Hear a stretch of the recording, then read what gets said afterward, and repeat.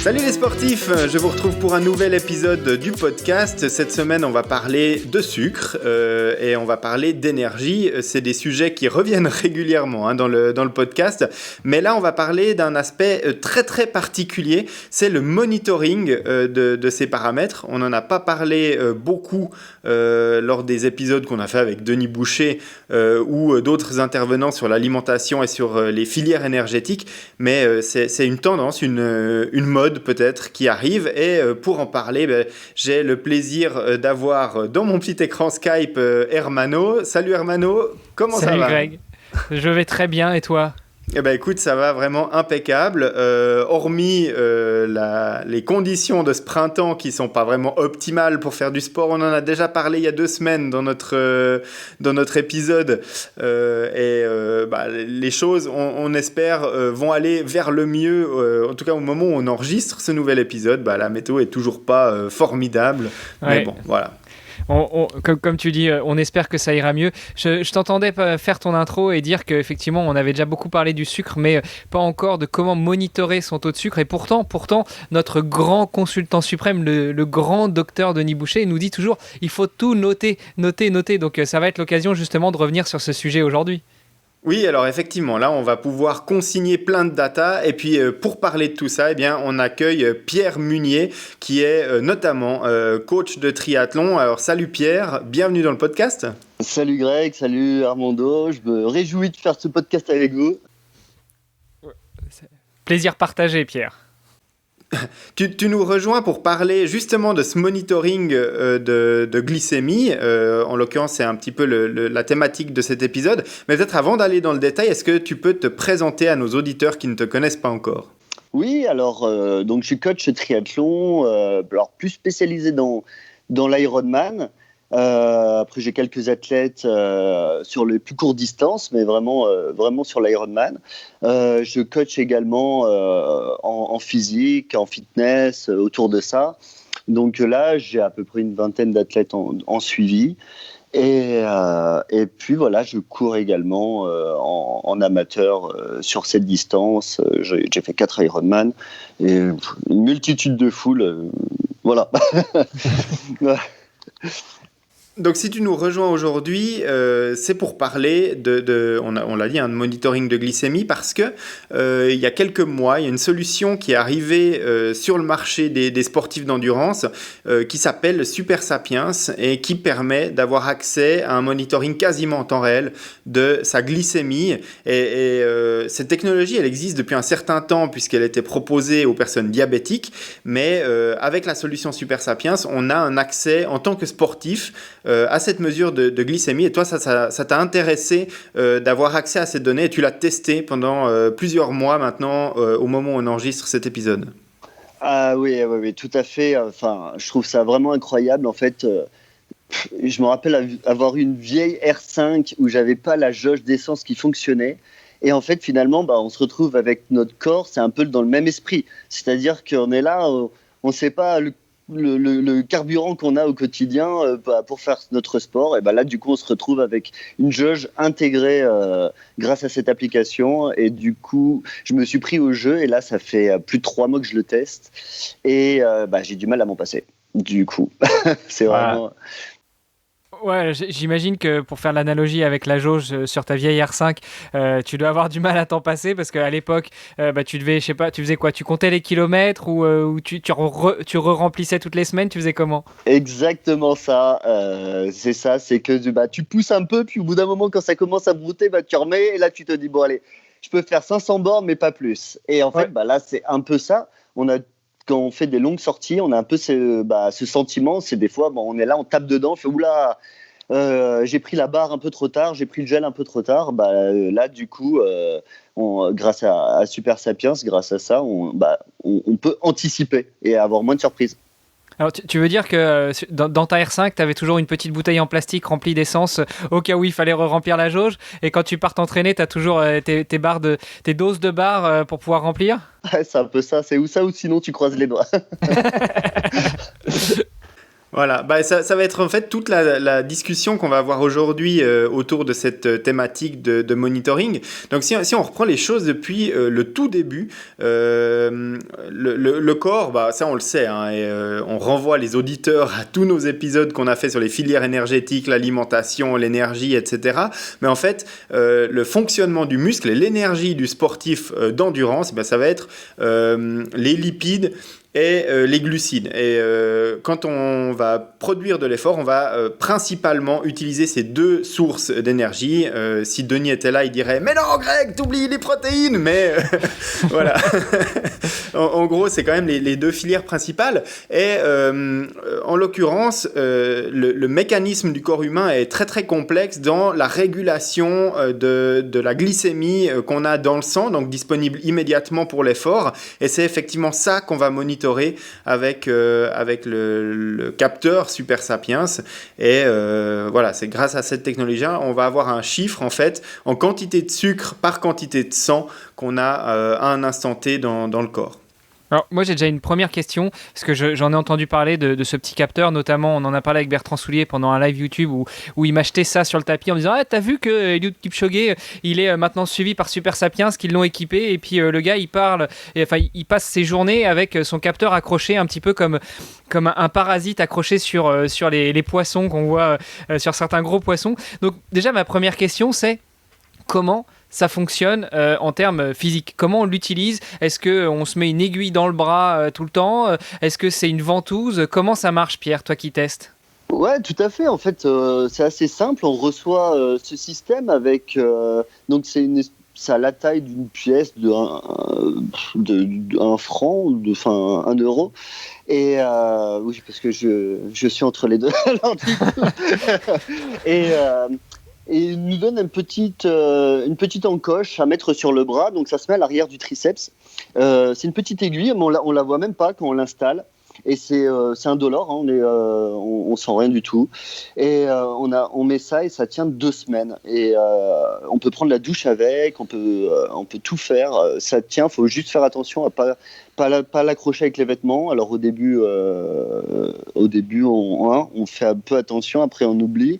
Mais voilà, c'est tout. Sinon on peut même nager et tout, il n'y a pas de souci. Je sais qu'après ils ont fait des systèmes, des espèces de gros patchs pour le protéger encore plus. Alors j'ai jamais utilisé, mais jusqu'à présent, j'ai jamais eu de problème. Donc voilà, ça fait ni de douleur, ni rien. On met ça et ça tient 2 semaines. Et après, au bout de 2 semaines, ça tombe pas naturellement. Il faut l'enlever parce que il y a un petit message sur l'application qui nous dit que ça arrive à terme.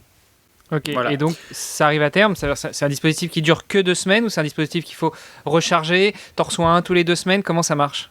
C'est ça, dans l'abonnement, on en reçoit donc un pour 2 semaines, pour 15 jours. Ouais. Toi, en fait, tu en reçois 2 par envoi et puis tu reçois mensuellement en fait, ton petit colis avec tes deux biocapteurs. Et voilà, pour compléter juste ce que disait Pierre, donc on reçoit à chaque fois un kit qui contient et le biocapteur, donc autocollant qui va venir se poser sur la peau, et un applicateur. Donc en fait, on charge le biocapteur dans l'applicateur, c'est super simple, hein, c'est comme 2 pièces de Lego qui viennent ensemble. Ensuite, l'applicateur est prêt, on le pose à l'endroit où on veut appliquer le patch sur le bras, et puis là, on déclenche un petit ressort, et il y a tout qui se met en place en une fraction de seconde. Donc il y a l'aiguille qui vient sous la peau, il y a le capteur, mais on sent rien du tout. Et puis ensuite, ce biocapteur, il est collé avec un petit autocollant médical à l'endroit. Puis là, ça bouge plus pendant 2 semaines. Et puis par une communication sans fil avec l'application mobile de Super Sapiens qui est sur le smartphone, eh bien, on fait le lien. Donc on lui demande de lire le biocapteur la première fois. Et ensuite, pendant 1 heure, le biocapteur va se mettre en mode initialisation. Donc il va commencer à faire les mesures et puis à se calibrer. Et puis ensuite, on a un chiffre qui apparaît dans l'application de Super Sapiens sur son smartphone. Et puis voilà, ensuite on peut continuellement consulter son niveau de glycémie. Et puis l'application est faite de telle manière qu'on a un retour visuel sur la tendance, sur l'historique de sa glycémie, etc. Donc on a toutes ces données-là directement dans l'application. Alors c'est vrai que dès le départ, quand on reçoit, on est vraiment drivé de A à Z pour nous expliquer comment faut le faire, comment faut faire et comment faut poser le truc. C'est assez simple.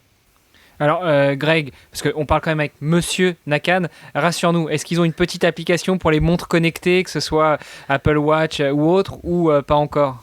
Alors écoute, vraiment le début des tests que j'ai fait il y a quelques semaines, c'était uniquement l'application. Donc on charge son biocapteur et on connecte avec l'application. Maintenant, il commence à y avoir une petite intégration via Connect IQ avec les montres Garmin. Hein. C'était prévu d'en parler dans cet épisode pour les sportifs. Donc on peut directement sur sa montre Garmin installer un champ de données spécifique pour Super Sapiens et puis avoir son taux de glycémie dans son profil d'entraînement habituel sur sa montre Garmin. Il y a juste une contrainte qui peut être assez forte suivant la pratique sportive qu'on vise, c'est qu'il faut le smartphone avec soi. Parce qu'en fait, l'application Garmin va aller lire l'application du smartphone et c'est le smartphone qui va aller lire le biocapteur. Il n'y a pas de lien direct entre le biocapteur et la montre Garmin. Donc voilà, pour être tout à fait précis, si vous laissez le smartphone à la maison, eh bien, votre application Garmin, elle ne va rien afficher sur la montre, même si le biocapteur est juste à côté sur le bras. Sympa pour la batterie du téléphone, tout ça en plus. Ok. Et puis, du coup, après, comment ça se passe dans l'utilisation au quotidien? Alors, tu l'as dit, Greg, on a toutes les infos qui sont synchronisées presque en temps réel entre le biocapteur et le téléphone. Pierre, toi, comment est-ce que tu l'utilises? Est-ce que tu dégaines ton téléphone toutes les 5 minutes pour regarder un petit peu ton taux de glycémie? Est-ce que tu as des alertes? Est-ce que tu le regardes à certains moments spécifiques de la journée? Est-ce que tu y portes une attention particulière quand tu te sens un petit peu fatigué, un petit peu mou, quand tu as envie de boire un café, tu dis tiens, je vais en profiter pour regarder mon taux de glycémie? Comment ça marche? Oui, tout à fait. En fait, effectivement, au bout d'un moment, tu as tendance à un peu tout le temps le regarder. Par curiosité, c'est vrai. Et même avec l'habitude, même au bout de quelques mois, une fois que tu l'as sur le bras, tu te poses toujours la question, surtout quand tu as un peu t'as l'impression d'avoir faim. Tu vois, ou tu as mangé un truc. Alors du coup, quand tu as mangé un truc, tu le regardes pour voir où tu en es au niveau de la glycémie. Et quand tu as faim, tu le regardes. Donc en gros, tu es toujours en train de le regarder finalement. Et ça, mais bon, voilà, ça reste assez intéressant. Puis après, tu le regardes énormément pendant l'entraînement. Alors c'est vrai que maintenant, depuis que c'est sur la montre, c'est quand même bien pratique parce que sur une longue sortie, tu sortais toujours le téléphone pour regarder où tu en étais. Et du coup, t'alimenter au bon moment. Et alors maintenant que c'est sur la montre, c'est un peu plus facile. Alors c'est vrai, au début, tu le regardes. Enfin, au début, tu le regardes pour voir où tu en es et après tu te rends compte tu fonctionnes à peu près toujours pareil, surtout que si tu as une alimentation équilibrée, généralement on mange pas différemment tous les jours, enfin en tout cas tous les mois, donc au bout d'un moment quand tu commences à te connaître, c'est un peu plus facile d'aborder Super Sapiens, en tout cas d'aborder son taux de glycémie. Donc voilà, moi c'est vrai qu'au début, même encore maintenant tu le regardes quand même assez souvent. Alors attends, fais-moi rire un petit peu. Tu nous disais en off que tu as un petit peu tout testé, le niveau de fatigue, le régime alimentaire, etc. Comment ça réagit quand tu te fais un McDo ou autre pour rentrer dans les excès? Alors les excès, alors je bois pas d'alcool. Mais merde. Ouais. Toutes mes condoléances. Mais non, mais ouais, c'est depuis que je vis en Suisse, les vins, ça fait un peu mal, mais le coca, c'est la folie. Donc là, tu te prends, tu vois. Alors, en plus de te prendre un gros taux de sucre d'un coup, enfin un gros pic de glycémie, tu te rends compte qu'après tu as une grosse chute, tu vois. Donc ça c'est vraiment important parce qu'il y a des aliments qui te mettent, qui t'élèvent un peu la glycémie, mais après ça redescend, mais ça se stabilise. Et quand tu as une montée de glycémie, une grosse chute, c'est un peu, on a ce sentiment un peu de coup de barre, tu vois. Ouais. Donc ça c'est bon, donc c'est pas une légende, voilà.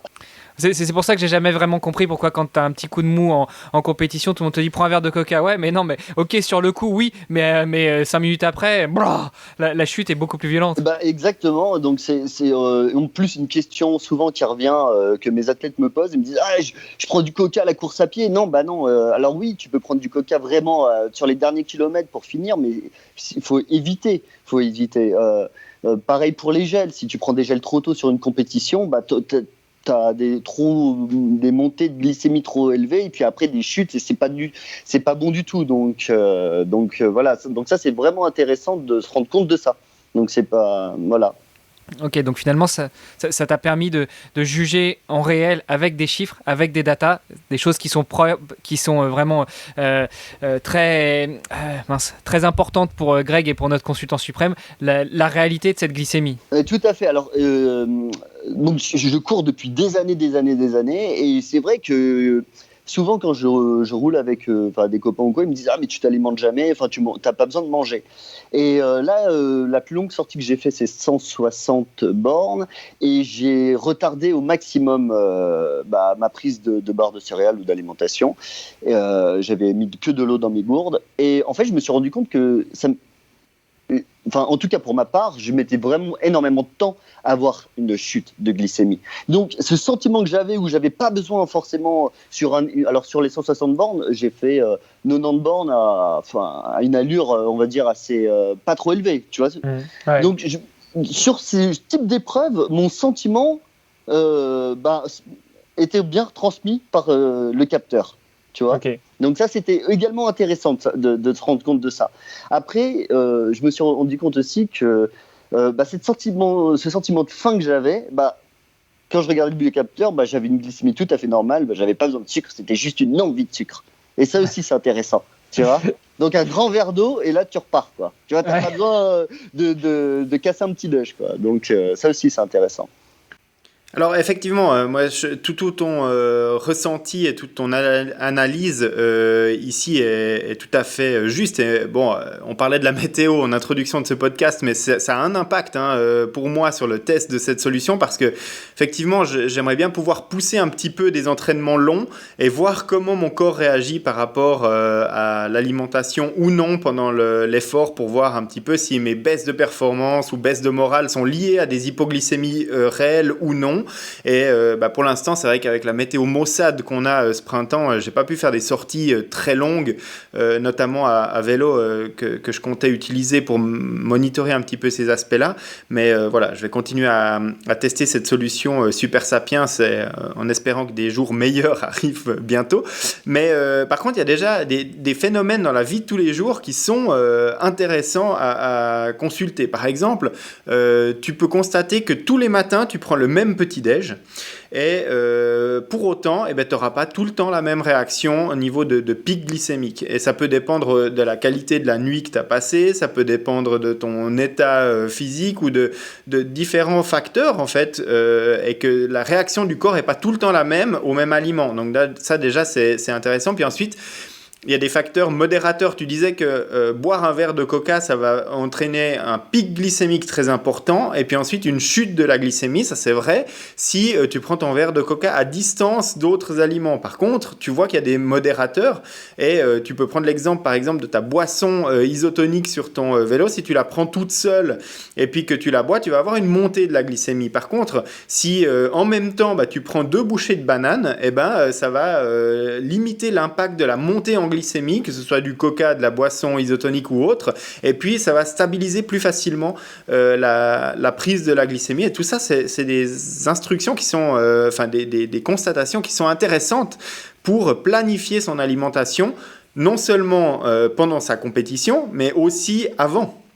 Ouais, et puis là, on revient sur l'épisode qu'on a enregistré il y a 15 jours, qu'on a diffusé il y a 15 jours, où justement on parle de se parer à tous les aléas en compétition, et tout ça, ça se travaille au quotidien à l'entraînement. Et donc, avec ce Super Sapiens, ça rajoute une couche des éléments qu'on devrait appréhender pour mieux se connaître et savoir comment réagir en compétition.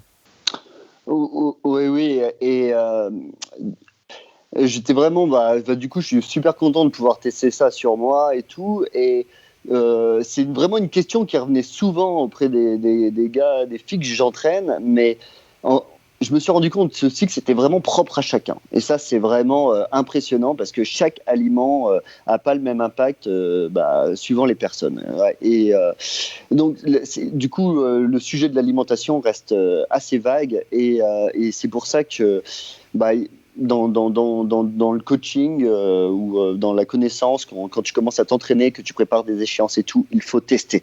Quand on me dit ouais, tu manges quoi, je dis moi je mange ça. C'est vrai que j'ai des aliments que j'apprécie, et puis en plus, vous savez, au bout d'un moment, quand on s'entraîne depuis des années, on a envie de changer parce qu'on en a marre de manger toujours les mêmes choses. Mais du coup, vraiment, ça met vraiment l'importance de l'entraînement, de tester des choses, parce que je bosse avec Jérôme Coppel, l'ancien pro cycliste là. Il a un studio d'entraînement de vélo sur Genève et sur le canton de Vaud, et il l'a testé pendant un mois également, et on avait pas les mêmes résultats sur des aliments complètement différents. Et pareil, il avait testé sur une... Voilà, donc c'est assez incroyable là-dessus, c'est qu'on ne réagit pas tous aux mêmes aliments. Donc ça, c'est vraiment important, quoi. Alors, je sais pas, Greg, si tu as eu des questions, mais moi, je voulais revenir sur l'appareil en lui-même, le Super Sapiens. On en parlait en début d'épisode. C'est une technologie qui existe déjà, et notamment pour le suivi des diabétiques.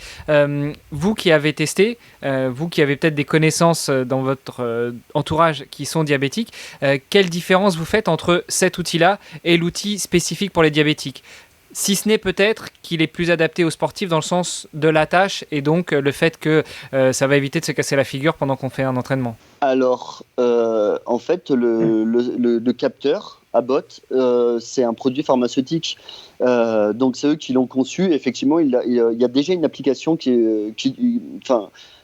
pour les diabétiques, et c'est exactement le même truc, c'est exactement le même capteur. Et Super Sapiens ont fait un partenariat avec Abbott, cette entreprise pharmaceutique qui vient des États-Unis pour le créer pour les sportifs. La différence avec Super Sapiens, c'est que du coup, nous, on a tous les renseignements pour nous. Pour le sportif. Okay.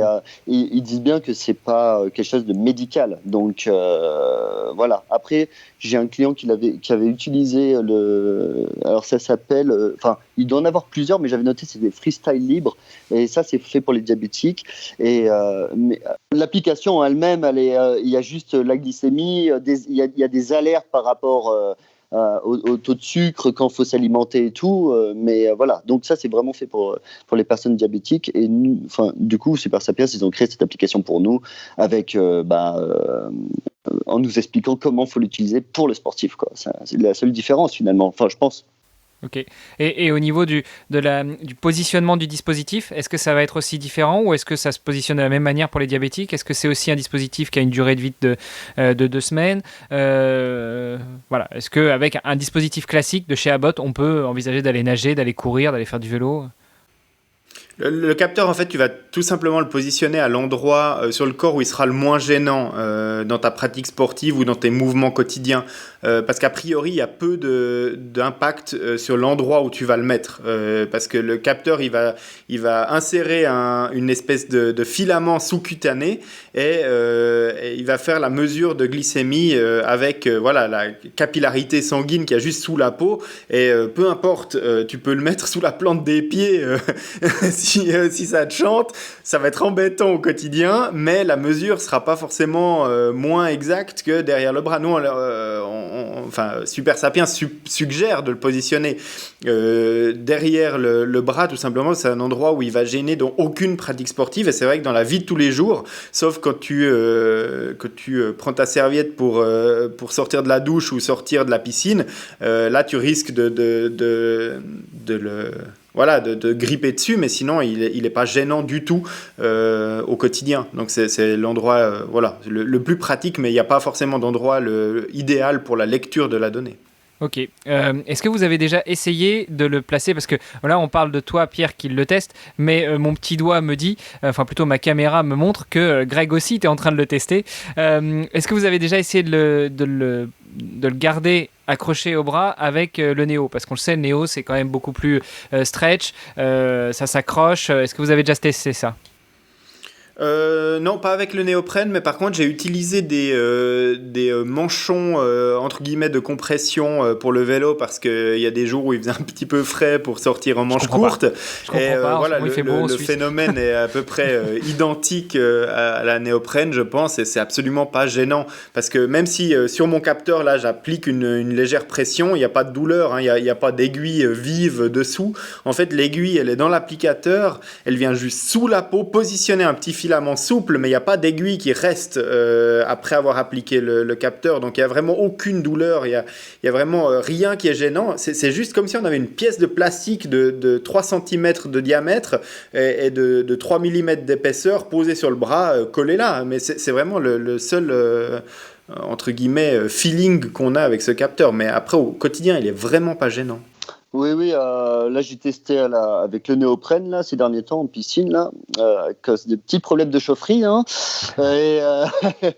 Et non, ça bouge pas. Non, ça c'est bouge nickel. Ouais, ça bouge pas. Alors vraiment là, moi je viens de perdre le mien 2 jours avant la fin. parce que voilà, j'ai enlevé le pull et ça s'est accroché un peu. Voilà, mais bon, j'étais un peu brutal peut-être. Mais sinon, franchement, jusqu'à présent, j'avais pas eu de problème, quoi. Ok. Et maintenant, les derniers capteurs que j'ai reçus de la part de Super Sapiens, il y avait effectivement le patch noir qui vient se coller par-dessus. Donc en fait, c'est simplement un patch collant qu'on vient pour protéger en fait le capteur rigide. Et donc là, il vient se poser dessus. Et quand on l'a posé, moi je l'avais utilisé avec mon capteur précédent. Alors là, vraiment, il y a zéro risque de ripper sur le capteur. Alors ça fait un gros truc noir posé derrière le bras. Donc pour aller draguer sur la plage l'été en manche courte, ça risque de faire un peu moche. Mais par contre, au niveau du côté pratique, si vous comptez l'utiliser par exemple sur un Ironman, moi je recommande de poser le patch textile par-dessus. Et puis là, il n'y a vraiment aucun risque. Vous pouvez y aller en sortant la néoprène et puis en enfilant le top de triathlon éventuellement à la transition. Il n'y a vraiment aucune précaution à avoir. Le truc, il est bien protégé. Et le patch, du coup, là, j'en ai deux nouveaux, mais j'ai pas fait attention dans l'emballage s'ils étaient fournis. Mais c'est encore à usage unique ou Oui, ouais. Ouais, c'est vraiment. Il est aussi autocollant et il vient se poser par-dessus le capteur. Et donc, voilà, le truc est à usage unique aussi, ouais. Ouais, ils vont pouvoir faire une belle com parce qu'avant il y avait le bronzage cycliste, maintenant il va y avoir le bronzage cycliste et le bronzage Super Sapiens. Oui, il y aura le petit rond en plus. À la limite des manches, il y aura encore un demi-cercle derrière le bras, ouais, effectivement. Après, c'est vrai que du coup, ça va être la limite. Puis, on va pouvoir l'utiliser pleinement en entraînement et tout. Et bah voilà, sur un triathlon. Alors, le capteur, si vous n'avez pas le téléphone avec vous, vous pouvez rescanner avec votre téléphone le biocapteur et du coup, vous avez les informations 3 heures avant.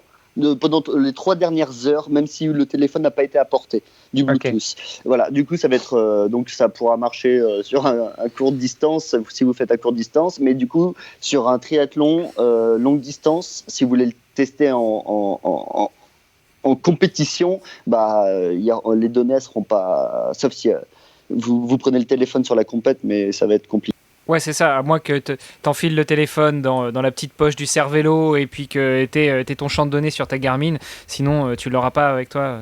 Ouais, puis c'est un peu dommage de encore devoir se trimballer le téléphone sur une compète pour avoir les données. Je pense qu'on peut assez en faire à l'entraînement en termes de...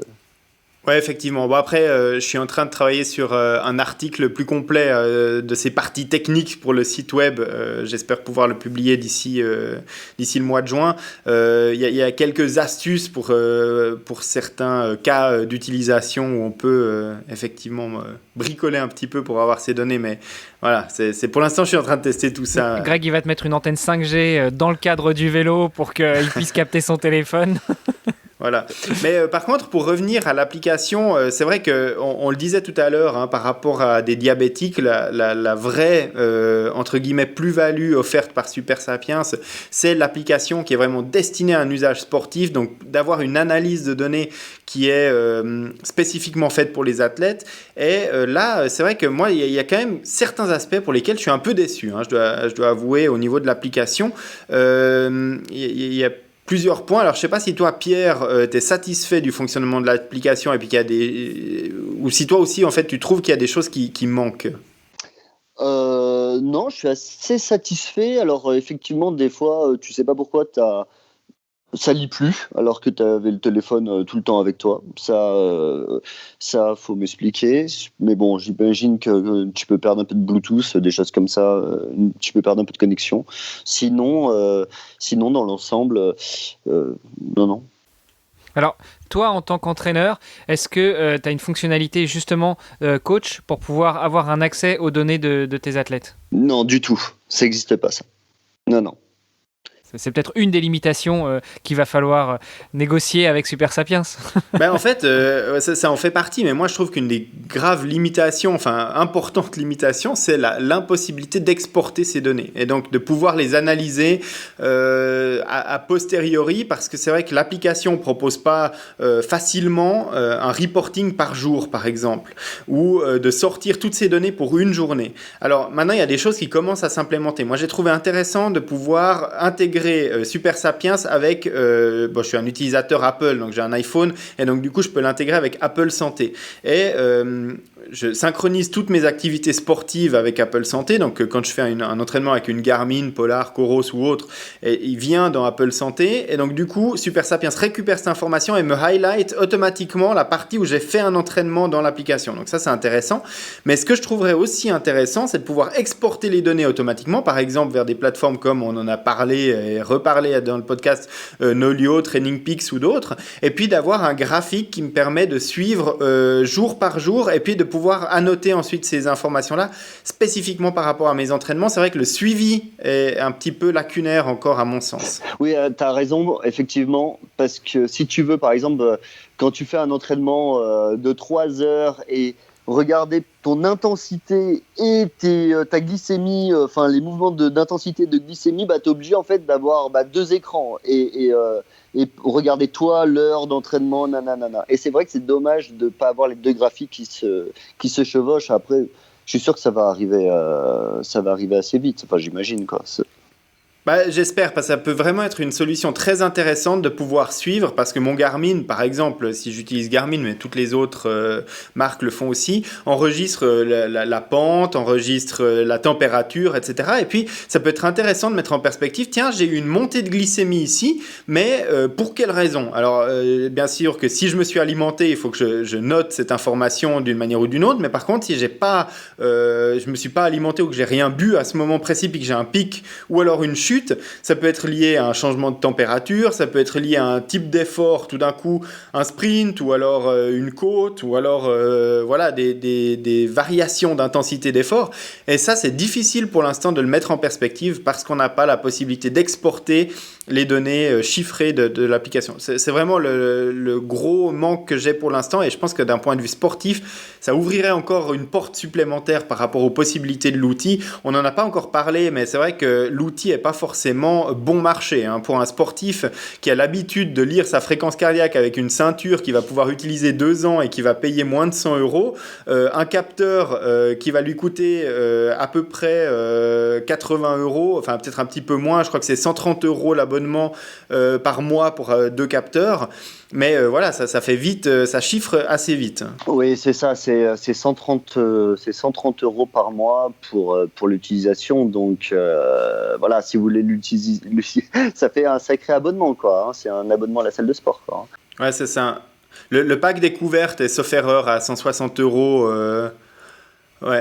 Pour un mois, ouais. Donc ça revient à 80 € le capteur, c'est moins cher si on prend l'abonnement. Puis maintenant, j'ai vu qu'ils proposent en partenariat avec Ironman un pack Ironman qui permet de couvrir l'intégralité de sa préparation Ironman.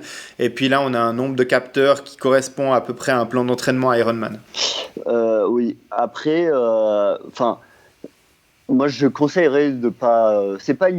Tu ne dois pas l'utiliser une année. Moi, franchement, je l'ai utilisé. J'ai fait exactement 4 mois. Là, j'en ai encore 2 que j'ai pas encore ouvert. Mais c'est vraiment parce que j'avais envie de l'utiliser sous toutes ses formes, quoi. Là, je suis en jeûne intermittent là pour essayer, pour voir ce que ça faisait en jeûne intermittent. Mais c'est vraiment Mais sinon, à mon athlète, je vais lui dire, écoute, essaye 1 mois. Il faut juste que ça soit utilisé au bon moment, c'est-à-dire où tu as des sorties qui se rapprochent le plus de ta compète, ou ça sert à rien de l'utiliser en plein dans l'hiver quand tu vas 2 fois à la salle et tu fais 2 fois du home trainer.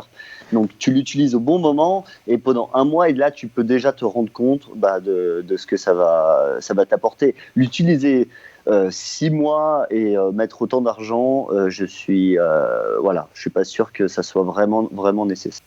Ouais, finalement ton conseil c'est plutôt de comprendre le pattern de fonctionnement, les patterns de fonctionnement de ton corps, et puis après d'en tirer des leçons. Je veux dire, on a le même schéma avec les tests d'effort. On va pas faire des tests d'effort toutes les semaines. On en fait un tous les 3 mois, tous les 6 mois, voire une fois par an si on n'est pas un gros sportif. Mais l'idée, c'est de voir un petit peu son état de forme, de comprendre un petit peu nos données et pouvoir ajuster nos entraînements, mais pas de courir au quotidien pendant des années avec un moniteur systématique au-dessus de soi. Ouais, c'est ça. Si tu fais un Iron, par exemple, fin août, tu vas à Vichy, et courant l'été, mois de juin, juillet, quand tu commences à te rapprocher des mêmes températures et quand tu commences à faire ton volume, des choses comme ça, là, tu l'utilises pendant 1 mois.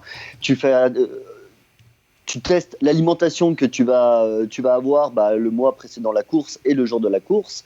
Et déjà, tu auras une bonne idée de comment ton corps réagit par rapport à tes aliments, par rapport à ton alimentation sur course.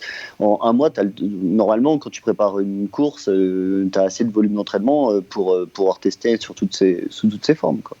Alors, tu le disais tout à l'heure, Greg, pour toi, le plus gros inconvénient, c'est qu'on ne puisse pas exporter ces données ou les utiliser dans d'autres plateformes. Le deuxième inconvénient, c'est le coût, le prix que ça représente. Est-ce que, justement, Pierre, tu disais que tu avais entendu parler d'un autre système qui s'appelle le Freestyle Libre, qui est plus adapté pour les diabétiques. Est-ce que vous avez en tête, justement, d'autres dispositifs qui permettraient de faire rendre le même type de service et peut-être à un coût moins important? Le Freestyle Libre, je l'ai vu à 65 francs. Ok. Voilà. Donc, mais là, il est adapté pour les diabétiques et pas pour les sportifs. Alors, ouais, tout à fait. Alors, du coup, mais l'application elle-même, elle donne exactement le même taux. Donc, une fois que, j'ai envie de dire, nous, on doit être, non, tu dois avoir une consommation, tu dois être à 90 millilitres, par exemple, au quotidien. Et ils conseillent d'augmenter tes recherches glucidiques lors d'un effort, tu vois, de passer à 100, 110, par exemple. Et du coup, si tu as le Freestyle Libre, ça te donne ce dosage, tu vois. La seule truc, c'est que tu n'as pas toute l'interface de Super Sapiens avec les conseils. Mais une fois que tu sais comment ça fonctionne, tu sais à quel moment ton corps réagit, 65 francs, c'est pas mal.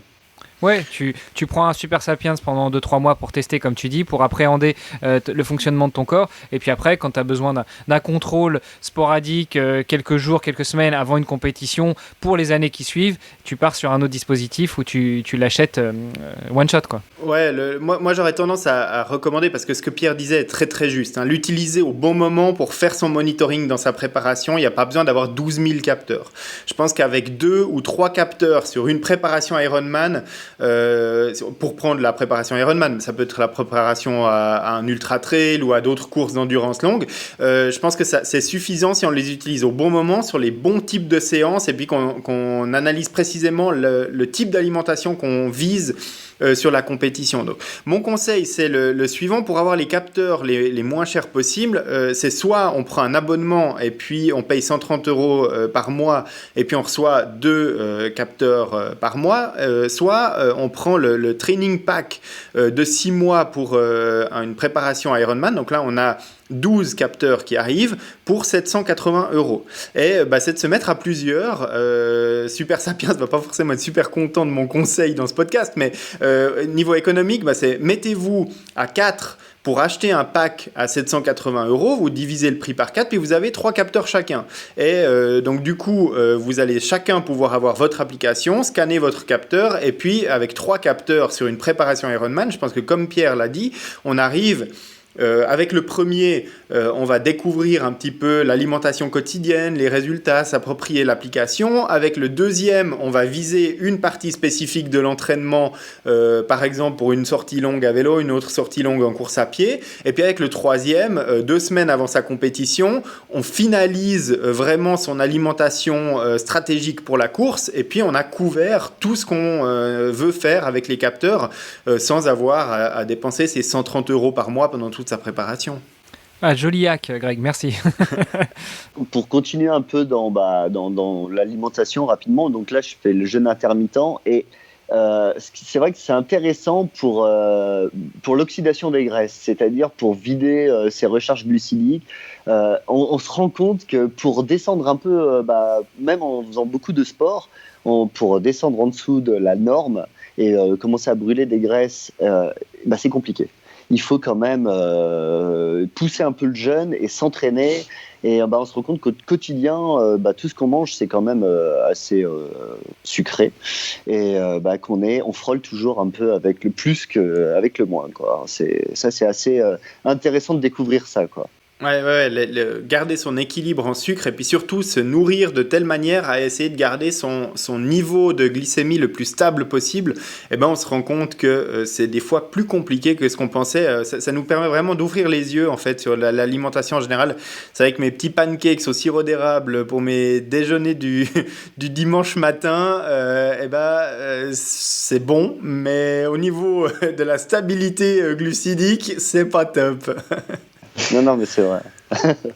Bon, écoute, si t'es tenté un jour par le pack training, tu me diras, je ferai partie des 3 ou 4 qui passeront le commande avec toi pour pouvoir justement avoir une vue là-dessus, notamment depuis 18 mois que je suis passé végétarien et que en fait, j'ai carrément arrêté le sucre volontaire, c'est-à-dire je mange plus de biscuits, toutes les sucreries, je ne les mange plus. La seule apport de sucre volontaire que j'ai, c'est le matin ma petite tartine de confiture. Donc ça pourrait être intéressant effectivement de monitorer tout ça et de voir à quel point on peut être pollué par le sucre qu'on a dans la nourriture quotidienne.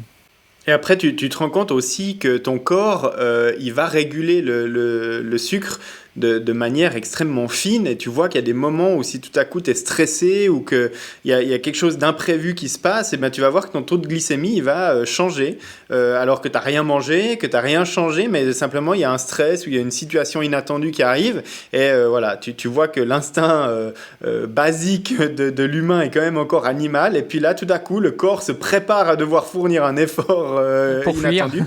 Et bah ouais, exactement. Ouais. La petite anecdote, je suis frileux, hein, et les températures de la piscine à l'extérieur, à cause de ces petits problèmes de chaufferie, là, commencent vraiment à baisser et elle est à 16,5. Et donc, j'avais pas pris le néoprène, et avant le plongeon, mon corps a vraiment réagi au stress du fait de rentrer dans le froid. Et quand j'ai analysé après, j'ai vu que j'avais cette montée de glycémie pour réagir à me préparer à aller sauter dans cette eau qui me paraissait froide. C'est assez drôle. Assez intéressant. Bon, du coup, tout ce que tu dis, Greg, moi, ça me fait un peu flipper parce que justement, il y a quelques minutes, ma montre connectée vibrait parce que je recevais un message et mon épouse me disait, je commence à en avoir marre à chaque fois qu'il y a un truc qui vibre, hop, tu lèves le bras, tu regardes ton écran. Donc, si en plus, il faut, en cas de stress, j'imagine très bien la dispute avec madame ou avec les enfants, sortir le smartphone pour checker ton niveau de glycémie et la dire, oh, tu te tais. Je dois me détendre pour baisser mon niveau de glycémie. J'imagine très bien les scènes de ménage à venir. Ouais, c'est ça. C'est un monitoring de plus sur déjà tellement de données dans notre quotidien qui nous surcharge.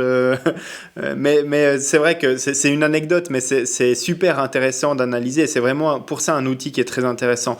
Vraiment, moi, j'attends pour pouvoir utiliser cette solution pleinement et de manière illimitée, entre guillemets, pour mon entraînement. C'est d'une part pouvoir exporter ces données et les mettre en perspective très précisément avec l'effort enregistré par mes autres appareils. Et la deuxième chose, c'est de pouvoir me séparer de mon smartphone avec l'intégration Garmin. C'est pas impossible à faire, que la montre communique directement avec le biocapteur. Je pense que c'est tout à fait réalisable. Et puis de telle manière à ce qu'on puisse avoir cet historique directement sur la montre. Bon alors messieurs, je crois qu'on en arrive à la question fatidique. Moi, je n'ai pas testé Super Sapiens. Moi, je n'ai pas de capteur, de biocapteur. Vous deux, vous êtes équipés. Quel est votre ressenti et est-ce que vous validez le test ou l'achat de cette solution ? Alors, question piège, je ne sais pas si toi, Pierre, tu veux te lancer dans une recommandation ou avec des petits attentions ou seulement pour tel type de sportif. C'est quoi ton point de vue ? Oui, vraiment, je le conseille. Je le conseille parce que je pense que l'alimentation, c'est la question qui me revient le plus souvent sur l'entraînement. Avant les compètes, tous mes athlètes sont vraiment... et puis on peut comprendre, de toute façon, c'est complètement légitime. Je pense qu'il faut vraiment l'aborder en se disant, allez, je le teste un mois, je le teste 2 mois avant la compète, je le teste au bon moment, je le teste, et en plus, je le teste pour moi. Faut pas écouter ce qui se dit à droite à gauche, c'est-à-dire que c'est vraiment propre à chacun, l'alimentation. Ça permet vraiment aussi de contrôler son alimentation, de se rendre compte qu'on mange trop sucré, que faut pas manger de l'industriel. Et du coup, ça nous permet quand même d'avoir de partir sur du raisonné. Et c'est vraiment, vraiment, vraiment intéressant. Après, voilà, c'est un coût, mais bon, des fois, on allège le vélo à coups de carte bleue pour rien du tout, des fois. Et alors, franchement, là, ça vaut quand même le coup. C'est vraiment, moi, j'ai trouvé ça vraiment intéressant. D'ailleurs, j'ai vraiment du mal à m'en séparer maintenant. Mais je pense qu'après, une fois que j'aurai tout testé, tous les entre guillemets, les régimes alimentaires possibles ou les tests. Voilà, après, je pense que j'aurais fait le tour. Voilà, mais non, c'est à faire. Vraiment, c'est intéressant et je lance un petit message à Abbott là, s'ils veulent faire un petit capteur pour l'hydratation aussi, pour l'eau. Je pense que ça pourrait être également intéressant de partir là-dessus parce que Océan, c'est pareil. Je pense que dans le même esprit, on pourrait, voilà, comme ça, on serait rempli de capteurs. Ouais, c'est ça. L'humain augmenté. Bon, donc le point de vue de Pierre, c'est plutôt vaut mieux un 105 et un Super Sapiens qu'un Durace. Toi, Greg, de ton côté? Alors écoute, moi je suis un tout petit peu plus mitigé. Moi je le classerais pas vraiment dans le gain marginal. Je pense que c'est quand même un peu plus intéressant que ça par rapport à la performance sportive. Mais c'est vrai que quelqu'un qui débute le triathlon ou qui veut faire son premier Ironman, c'est pas forcément les données sur lesquelles je lui conseillerais de se concentrer de prime abord. C'est vrai qu'un triathlète ou un sportif d'ultra-endurance, quel qu'il soit, expérimenté, qui veut s'améliorer, ou alors un sportif qui rencontre systématiquement des problèmes de baisse de performance pendant l'effort, c'est vrai que c'est un aspect intéressant à analyser. Maintenant, si vous êtes un sportif d'ultra-endurance, que pendant vos épreuves vous n'avez aucun problème de performance et d'alimentation, pas de problèmes gastro-intestinaux ou autres, je pense que l'intérêt il sera plus par curiosité de savoir comment ça fonctionne que réellement pour trouver des solutions. Par contre, si vous rencontrez des problèmes à vous alimenter sur des compétitions ou alors des baisses de performance qui sont inexpliquées tout à coup pendant des sorties longues, c'est intéressant d'avoir ces données-là sous les yeux. Moi, j'attends vraiment de l'amélioration de la part de l'application pour pouvoir aller plus finement dans l'analyse et puis pouvoir utiliser plus librement le capteur sans avoir à trimballer mon smartphone. Parce que je suis vraiment intéressé de suivre un Ironman complet avec ce capteur. Par contre, c'est vrai que de pouvoir, de devoir emmener son smartphone avec soi, c'est une contrainte. Et maintenant, les sportifs vont être très très sollicités de la part de Super Sapiens. On en a parlé en off avant.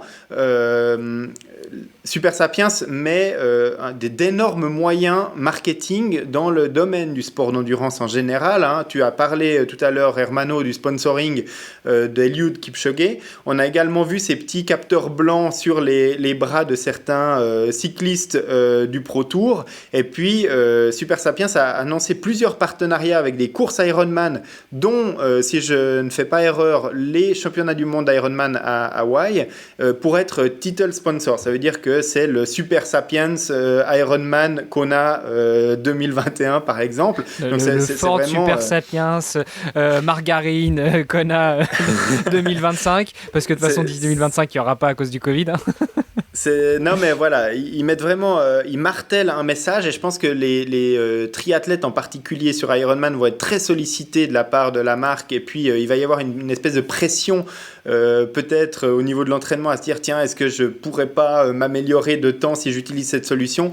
C'est pas la peine, on en a parlé pendant le podcast d'avoir ce capteur H24 toute sa saison de préparation sur le bras.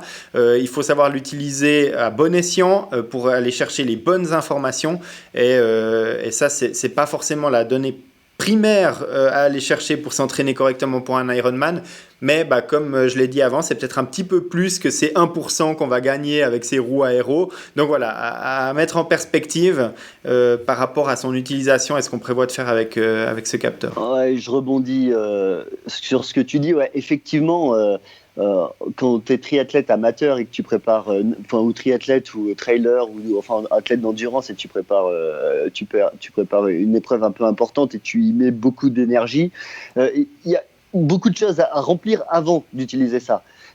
C'est sûr que si t'as pas le temps parce que voilà, la famille, le boulot et tout, et que tu t'entraînes 2 heures par semaine et que finalement c'est pas là où tu vas améliorer, c'est pas avec ce capteur. Il faut déjà envisager de trouver un meilleur équilibre. Il faut déjà envisager d'avoir un meilleur équilibre alimentaire. Il y a plein de choses. Si effectivement tu dors jamais, plutôt de mettre ça. Achète-toi des somnifères. Voilà, c'est ça. Trouve déjà le moyen. Enfin, voilà, il y a plein de choses. Effectivement, je pense que c'est de l'aboutissement. Si tu vois que tu mets tout en œuvre et que tu fais attention à tout, la plupart des gens qui vont utiliser ça, à part les pros qui vont être sponsorisés, la plupart, c'est des amateurs. Donc, il y a pas mal de données quand même à mettre en compte avant, et puis voilà, faire attention à tout ce qu'on fait avant. Et puis après, effectivement, quand tu as l'impression que tu bloques sur quelque chose, ou il y a quelque chose qui te gêne sur ton entraînement, que tu trouves jamais la bonne alimentation, c'est vraiment intéressant. Mais avant ça, avant ça, je pense que on peut quand même passer plus de temps à aller s'entraîner, ou plus de temps à noter ses sensations et à essayer d'améliorer le reste de l'entraînement. Ouais, complètement. Ouais, parce que le temps, c'est quelque chose d'assez primordial, hein. Il faut être prêt à passer du temps à analyser ces données, à les interpréter et à en tirer des conclusions. Parce que c'est pas comme une paire de roues aéro, on la plante sur le vélo, puis ensuite, ça fait le boulot. On n'a plus rien à se préoccuper, on a juste à rouler. Là, c'est pas on va se coller le capteur et derrière le bras et puis ensuite oublier le truc. Parce que là, on va gaspiller de l'argent. Pour parler très très franchement, il faut vraiment prendre le temps de comprendre comment ça fonctionne, d'analyser ces données, et puis on en parlait avec Denis dans les épisodes précédents, de noter les choses, et puis de noter telle barre énergétique me fait un pic glycémique trop important parce qu'après j'ai une chute, ou alors tel autre aliment me convient bien parce que ma glycémie remonte progressivement, puis ensuite elle se stabilise, donc c'est intéressant. Mais c'est de l'expérimentation, il faut prendre le temps. Parce que si on se colle le capteur en espérant que 2 semaines après, on n'a plus de problème d'alimentation sur le vélo, non, c'est pas comme ça que ça se passe. Ça marchera pas. Alors, c'est clair. Super, messieurs, merci beaucoup pour cet épisode où j'ai appris encore beaucoup de choses. Ça m'a encore donné envie de dépenser un peu de sous, mais j'ai bien compris votre message. Je vais d'abord essayer de m'améliorer sur d'autres éléments avant de passer à la carte bleue. Écoute, mais c'est intéressant, hein. Je pense que par curiosité, les sportifs qui veulent aller dans le détail de leur alimentation, ils vont y trouver une plus-value, ça c'est certain, surtout si l'application évolue encore. Ouais. Super. Merci beaucoup. Pierre, peut-être juste avant d'en terminer, où est-ce qu'on te retrouve si on veut en savoir plus sur toi, sur ton quotidien, si on a encore des questions sur ton test du Super Sapiens, et puis surtout si on a besoin d'un encadrement, est-ce que tu as un site internet, des réseaux sociaux, où est-ce qu'on te retrouve ? Oui, merci. Vous pouvez me retrouver sur Instagram. Ma boîte, c'est GFY Coaching. Et voilà, donc vous pouvez me retrouver, il ne faut pas hésiter à me poser des questions sur l'entraînement Super Sapiens, sur tout ce que vous voulez, j'y répondrai avec grand plaisir. Et moi je suis sur le bassin lémanique, sur Suisse, du côté de Genolier, Gland, je ne sais pas si Nyon, voilà, donc je suis dans ce secteur-là et partout, et sur Genève, enfin voilà. Voilà mon secteur d'activité. Ok, super, merci beaucoup. Avec grand plaisir, je me suis régalé, c'était vraiment cool. Ouais, c'était sympa. Greg, on se donne rendez-vous dans 15 jours pour un nouvel épisode ? Écoute, oui, et puis entre-temps, on se réjouit de lire les notes et les commentaires de nos auditeurs sur cet épisode et tous les autres qu'ils ont pu écouter dans notre podcast. On lit toujours vraiment les retours avec grand plaisir sur Apple Podcast notamment, c'est là le plus simple pour venir noter et nous laisser un petit message. Et puis évidemment, toutes les coordonnées de Pierre qui vous a donné tout à l'heure, vous les retrouvez dans les notes de cet épisode sur podcast.nakan.ch. Super. Eh bien, écoutez, messieurs, à très bientôt et à rendez-vous dans 15 jours, chers auditrices, chers auditeurs. Et Greg, bon entraînement sous la flotte, on l'aura compris. Et à dans 15 jours. Oui, à dans 15 jours, avec plaisir. Super. Ciao, ciao.